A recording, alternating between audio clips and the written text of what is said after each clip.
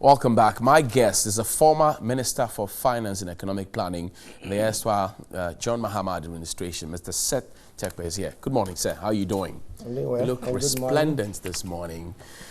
Thank you very much. How have you been?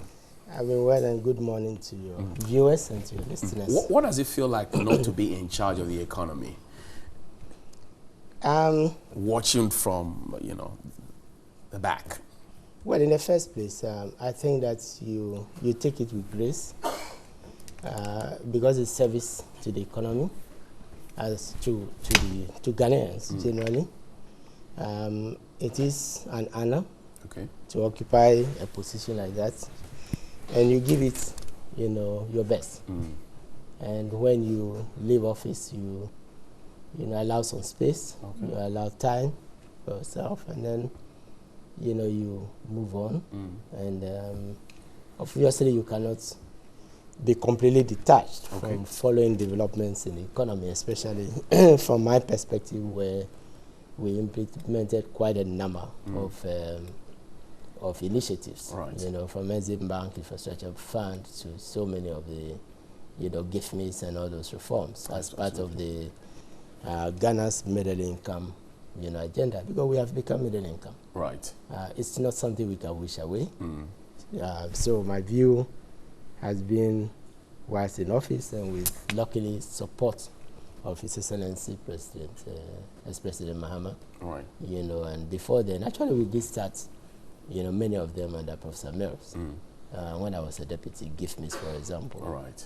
So, so you observe and you would hope that some of the structural and institutional things that were put in place would continue, and not be truncated, as we often do in Africa and many, developing countries. This conversation is live also on our sister stations, 3FM 92.7 and Onia 95.1 FM. So if you're checking out of your home right now, you can tune in to 3FM 92.7 and Onia 95.1 FM. Mr. Terkper, so if I ask you to run a fair assessment or honest assessment of the Akufo-Addo-led government 2 years down the lane in terms of managing the economy, what would your assessment be? I would say my viewpoint, is is that I would expect the economy to be doing much, better. And I say this with some modesty because every economy has, challenges. Right. And I do not want to rule out the fact that, every government faces challenges. But my reason for saying that is, first of all, we managed, or I managed together with my boss, an economy against the background of further global downturn. That is changing so globally.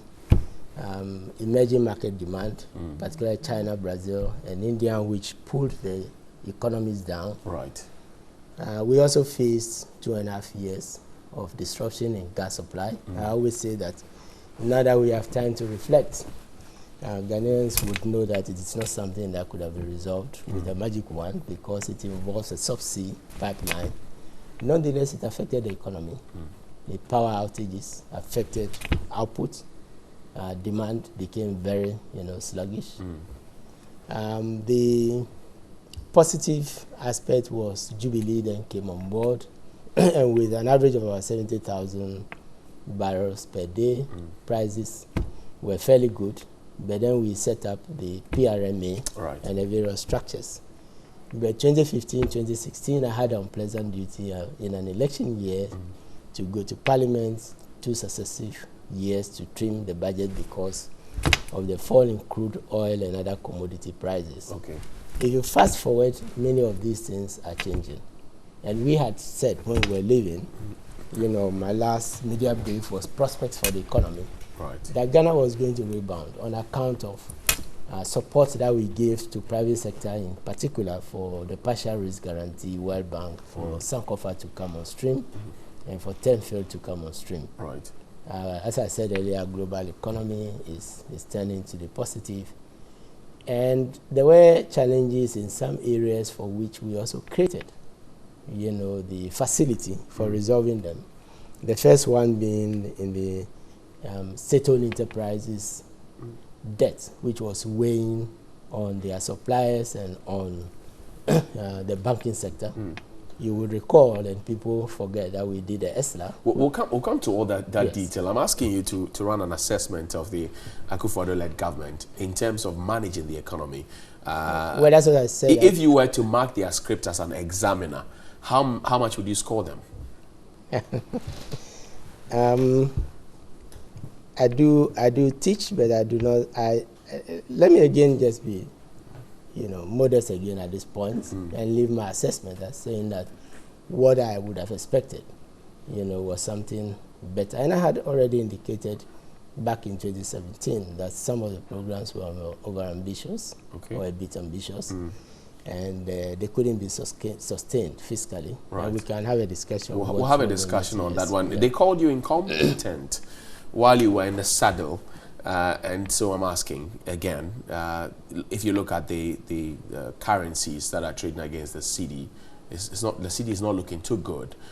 You look at other sectors, and you have said they are not looking too good, which is why I'm asking you about the assessment. Perhaps you don't want to assess, but we can move on if you don't want to run an assessment. Well, Ghanaians are doing their own assessment. And you as a former finance minister. I have done an assessment, and that's the point I'm making. I'm saying that I would have expected the economy to perform which much better. sectors are you looking, for example, at? I would say overall, but to be specific, the recovery in crude oil prices and the fact that we are getting additional, crude oil from Terkper and from Sankofa, which had come ahead of schedule, which means right in the year, of takeover, they had additional, resources.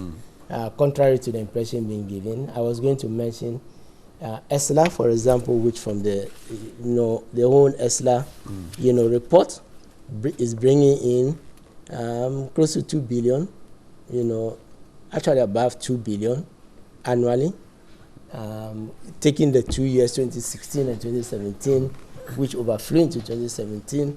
There were flows of over 3 billion in just the two specific areas, which is the energy debt service, which is to resolve the banking difficulties, and then the enhanced road levy, which also brought in a handsome 900 million and 1 point something billion. So with these resources and with the rebound growth which we had predicted and everything, I think growth, for example, in the non-oil sector, because of lack of investment, a lot going into consumption, is not doing as well.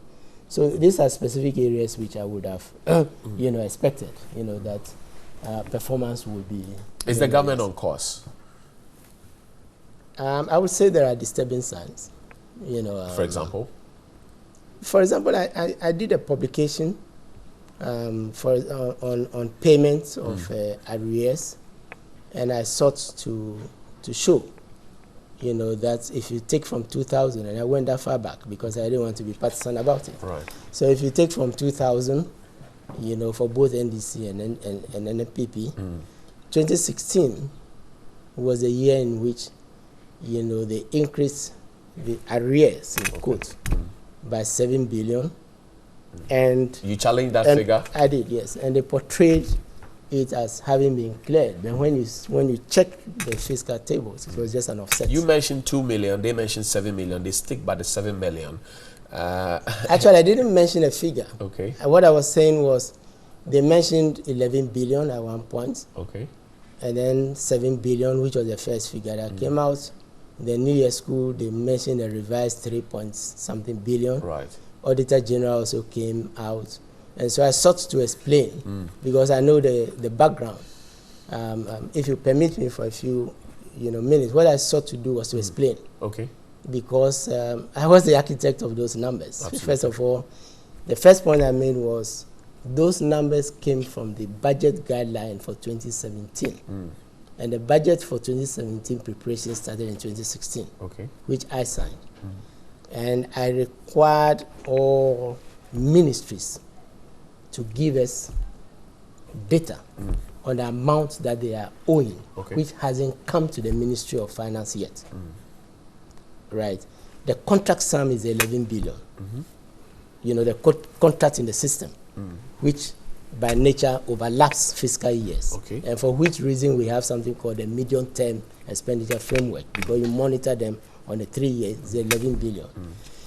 The 7 billion is close to work done, which is yet to be processed to come to the Ministry of Finance. And the 3 billion is closer to what we normally call arrears. Okay. And that is work done, brought to the ministry, which had not been paid in the last 3 to 6 months.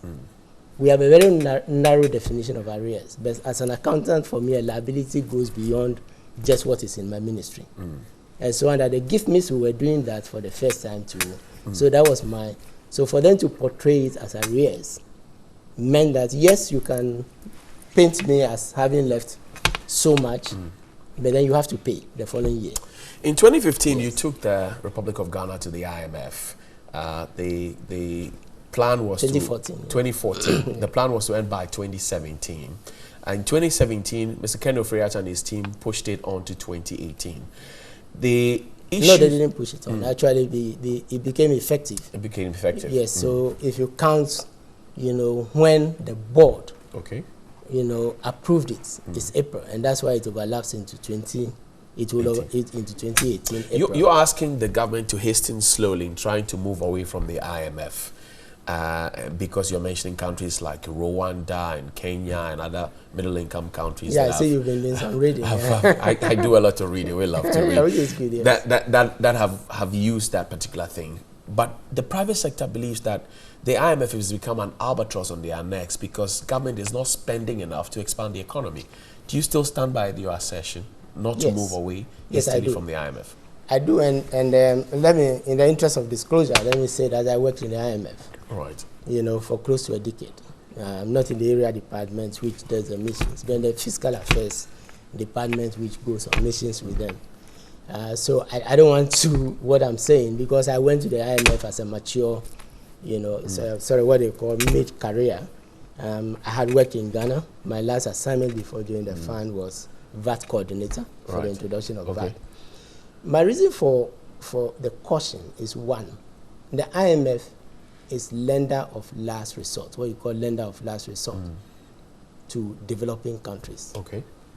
Just as the central bank is the lender of last resort to domestic banks, which is in play now. And so when your economy goes into a downturn, which inevitably happens, when cocoa prices fall, you always see that we have our economy shakes. You know, we lack foreign exchange supply, as a result of which various aspects of the economy begins to. Then for developing countries, the global institution that you can fall to immediately is the IMF. Now, even the second reason is there are other institutions and development partners on which you can fall for assistance when you're in a downturn. The World Bank, African Development Bank, development partners like DFID, KFW, and the rest. But the fact is, they also take a signal from the IMF. So the IMF program becomes very key as a condition. And one of the things we faced in 2014 was, you know, the fact that they were taking that signal. The World Bank has been singing the president, the government's praise. Well, let me come to, let me just finish this thought, you know, if you may, and I'll try to be snappy with it. The other group that takes a signal from the IMF are the markets, the capital markets. When you are in the capital markets, and Ghana is now active in the capital market, we just took off the 2017, you know, bond last year. That's the 2007 bond. Luckily, by the sinking fund and other things that we established there, and the refinancing which the World Bank guaranteed. So you see how important it is. They also would want to see what the IMF says, you know, about your economy.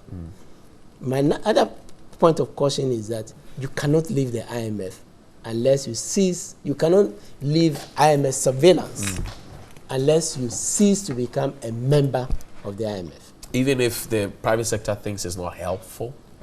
Well, I'm saying, I'm coming to this, so I'm pointing out why the private sector, why we can't, why they must be, you know, careful in making, or anybody has to be careful. So I'm saying that by virtue of being a member of the IMF, you are obliged under Article 4 of the IMF to open your books anyway to the IMF. And so whether you have a program, which is a special one they do when you have a problem with the economy, and when you open your books and they come in and say things are going wrong, you would have to open those books anyway. The difference is when they do Article 4, they are not helping you with any facility. Okay. They're just checking. They're just checking. And they report it. They are obliged to report it. Okay. So if you're in a downturn and you are not sure that you will get help from elsewhere, then you must be careful. Now there's a middle road, and that's where I talk about Kenya, and other countries, called the Policy Support Instrument, PSI, where you enter into an agreement with a fund about certain aspects of your economy which they watch, which is also the Article 4 or the program. But you don't take a facility from them. So it's your program, they help you draw it, together with World Bank and African Development Bank. And jointly with Article 4, they do an assessment to the markets. So the point I was making is, can we take that step as an interim step to winning ourselves of IMF programs? And what's your timeline for this? My timeline is within the fact that, one, we have become a middle-income country, and two, by virtue of Sankofa, Tenfield, and hopefully other oil finds, Ghana will remain a middle-income country. So within 3 to 5 years, we should be able to harness those resources, right, through the stabilization fund, so that when things are good, you establish the fund which we established to support the budget. Within 5 years and with more output, you are able, to build that fund solidly. You build another fund for borrowing and paying. You don't borrow and then you don't pay, like we did with the 2007 bond. When you borrow, you must pay. And that's why we set up the sinking fund, and we're able to demonstrate that with our own oil revenue, we can pay, we could not complain. So until 2023, what should the private sector be doing? Because they are complaining that government is not spending. There's a cap on, say, public sector employments. There's a cap on some other things. And that's affecting them. No, the public sector employment is not private. I think let's get No, it's true, but they say there's a cap. If you look at the bank, I wish we'll get into the bank's issue right now. The unemployment rate is growing, is multiplying. Per the IMF's rules, there's a cap on public sector employment, which means that the private sector would have to absorb some more. They say the government is not spending because of the IMF program, so it's not expanding the economy for them to benefit. Well, but that's why I said that we are not in the situation where we had, output going down because of Doomsaw, and that has been done. We know America. So you expect the economy to perform better. But so the question is, if you have all these revenues flowing in, what is going on? What do you see? I have said it. It means that much of the expenditure is going to consumption, right? And I said, for example, that, let me take one specific example, the most popular one, free SHS. Free SHS. Yeah. You went to Parliament in 2014, and in the budget statement for 2015 announced that you're going to do a progressively free, which based on you were going to construct 200-day secondary schools. By the close of your tenure, you weren't able to construct the schools. What's your difficulty? Yeah, we were not. Yeah, because my president came out and told Ghanaians that and you went to Parliament to endorse it. Yes, yes, and the reason is this: we were being open with Ghanaians, right? We were being open and saying crude oil prices are falling, right? Not much money is going to get fund because the economy has slowed down, and it's an election year. We've been very open, right? And I believe that Ghanaians believe that. We were saying that the alternative to saying we will definitely do 200 is to take resources away from other sectors of the economy. The current government is not being open about free SHS? I would leave that where they keep saying that they are open, but the fiscal numbers will show. For example, I demonstrated, I don't have the one, that, out of, and I can't remember the numbers precisely, but out of 300 and something, close to 200 and something million of oil revenues is going into education, not infrastructure. Right. But into recurrent expenditure. And it's in the 2017 2018 budget. And so that tells you, but we were then using those resources to build the infrastructure. And the second reason for doing that is progressively is to take the schools. You know, I believe that you've traveled or something, you have exposure, I assume. And when you go to advanced countries, what they have is senior high school with quality education in communities. So those who can't afford, So what do they do? Yeah, you take day schools to them to get that education, right? But you don't, and you target it. You target those who cannot afford. You don't include those who can afford. That is building a progressive, and our tax system is a lot. Those who can, every economy in the world, those who are well off, even if you were poor to begin with, and the nation puts resources into your education, you are supposed to by virtue of being a bit more fortunate, contribute more.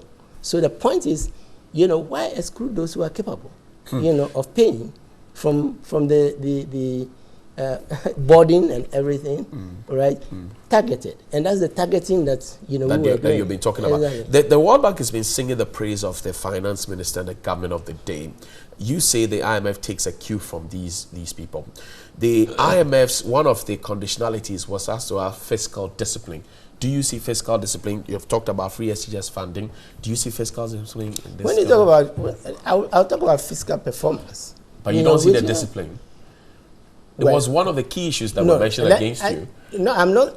You know, I'm not going to. Well, we had fiscal discipline. You know, the point is that there's a point at which you were just raising the issue of employment of the public sector. Right. My crude oil prices are going down. Right. There are 2 points to make about that. First, my crude oil prices are going down. You know, whatever. What would the private sector have done? Okay. Yeah, they will lay off workers. Right. Government is the largest employer. Government will worsen the unemployment situation. So you take a 2 to 3 year view of the economy, and you know you are going to recover. So you endure a certain minimum amount of deficit to save jobs. Okay. And then when the economy comes, so you retain what you have, and then when the economy rebounds and the public sector itself expands, including government, then you recruit more. Okay. Right. You know, the second point I'm making is, you know, it is not whether the fund is telling us to do something or not. And that is what it means to do a homegrown policy. Remember, we started a homegrown, having become a middle income country. Right. And part of my caution is from the fact that we were doing a homegrown policy along the lines of a PSI. And then we got hit by the 2.5 years of crude oil, lack of crude oil supply, you know, the commodity crisis and whatever. And we needed an institution to support the city. Is the free SHS policy sustainable as you see it now? I think I've already said. I want to know from you, based on the fact that the government remains adamant, it says it will go ahead with it, especially with the double track system. Yeah, what I would do, right? I came out. I was, to a extent isolated in 2017, and said, from the economy that I know and from the recoveries and things that we are going to do, despite, you know, additional crude oil and all that, I thought that it was not sustainable. What would a Terkper government have done? No, let me, just 2 minutes. Then I also came, you know, again, 2018 budget. Look at the numbers, as I was just telling you, and seeing where the resources are coming from. They are not coming from additional revenue. They are not coming from not borrowing. Right. They are coming from borrowing, right?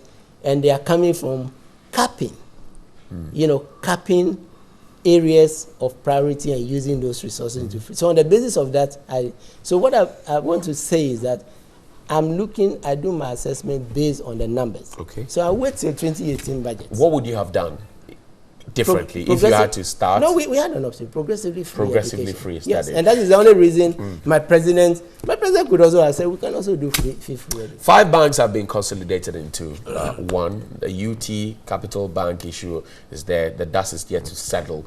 We're told that you uncovered a lot of these rots. In fact, the current government says that most of them happened under your watch, and that you are to blame partly for what is happening. Do you take the blame?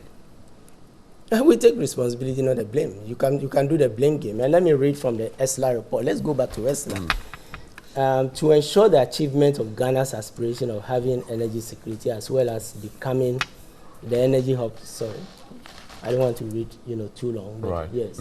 The utilization of the proceeds of the ESNA, let me just, and this is the government's own report, by the way. It's not mine, which acknowledged that we had put a mechanism in place, and we had actually started that mechanism to alleviate, part of the I believe that you would recall. I think that sometimes after a short period, we tend to.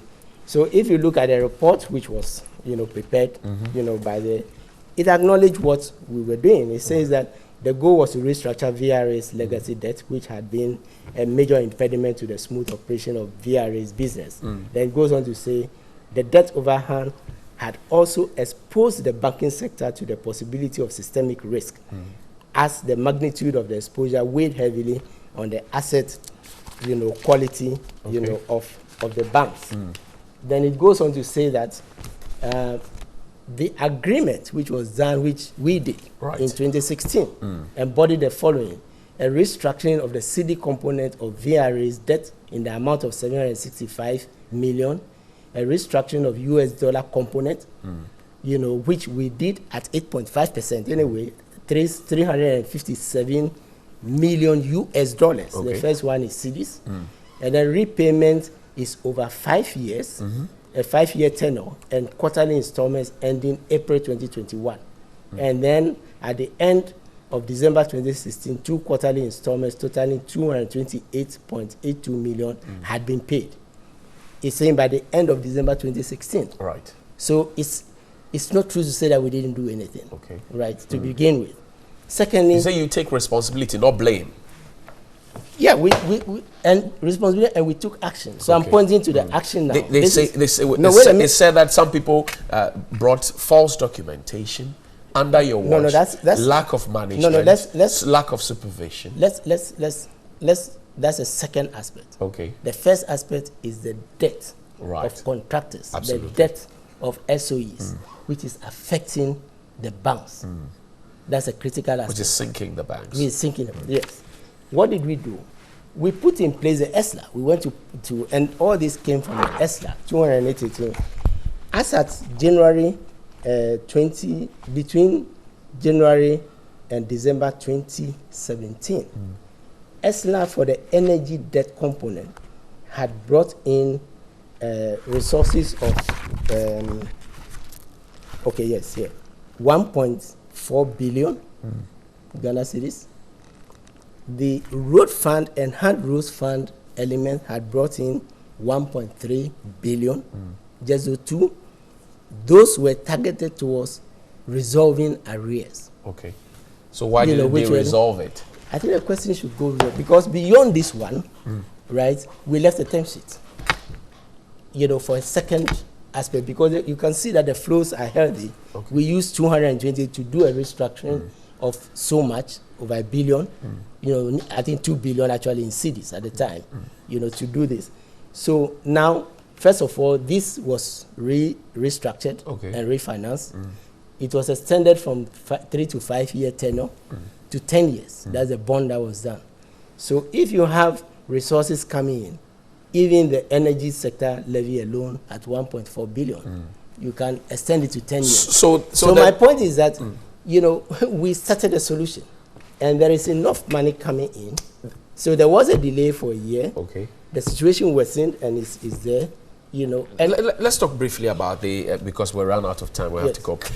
The falsification of documents, people who were not qualified, who were there, lack of supervision, lack of, watching over the banks, so they went the wrong direction. You see some of it happened under your watch. What do you say to that? Under my watch in the overall, management of events. But I believe you were also privy to the debate, a very intense one, which was IMF condition, about how government was to lay off arm's length and allow autonomy to the central bank. Right? That doesn't absolve us of, but I think that it is probably time again to revisit that issue, because what I know also is that, and mind you, it's not just governors or ministers who work at the Bank of Ghana. Absolutely. There are other people who also work there who may have different motives, and who know. So the IMF did an audit. We also did some audits, particularly of the SOE, and saw the impact But what I'm saying is that should you have a central bank beyond anybody's oversight in the constitutionally?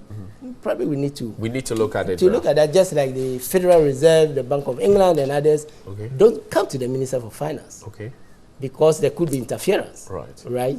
They go to Parliament. They go to the Parliament Finance directly. Committee. Yes. Go to the Finance Committee. The multiplier effect, a ripple effect of these banks being consolidated, people are losing their jobs, and we don't know where they're going to get alternative livelihoods.